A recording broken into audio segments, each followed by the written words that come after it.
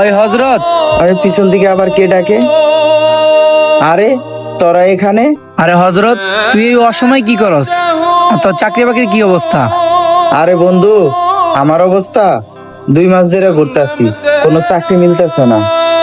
আরে বন্ধু, তুই এই কি কস? তুই না এত ভালো কাজ জানস? 2 মাস ধরে তোর চাকরি বাকরি নাই? আরে বন্ধু, 2 মাস ধরে ঘুরতাছি, কোনো চাকরি মিলাইতে পারতাছি না। আমার নাম্বার নাই তোর কাছে? তুই একটা ফোনও তো দিতে পারতি। তুই এত ভালো কাজ জানস, তুই একজন বেলিয়েন লোক, আমার অফিসে বললেই তোর চাকরি নিয়ে নিত। আচ্ছা তাইলে তুই একটা কাজ কর, আমার নাম্বারটা রাখ, কালকা আমার অফিসের সামনে গিয়ে ফোন দিস। আচ্ছা ঠিক আছে, তোর নাম্বারটা দে, আমি সকালবেলা তোর ফোন দিমুনি। আচ্ছা তাহলে আমি আসি। আচ্ছা ঠিক আছে, তাইলে কালকে সকাল সকাল অফিসের সামনে এসে ফোন দিস। আচ্ছা সকালবেলা ফোন দিমুনি।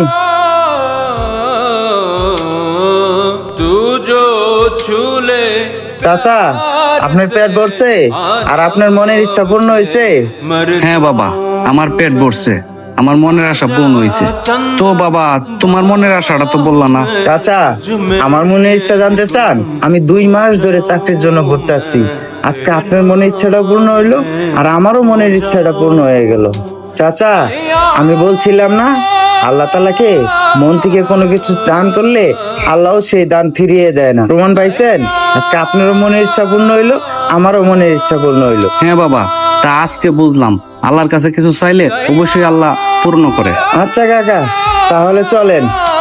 আল্লাহ তাআলার কাছে মন থেকে কোনো কিছু চাইলে আল্লাহ নিরাশ করে না, অবশ্যই আল্লাহর উপর ভরসা রাখবেন আর কখনোই হতাশ হবেন না। আল্লাহর কাছে চাইবেন, আল্লাহ ঠিকই আপনার মনের আশাটা পূর্ণ করবে।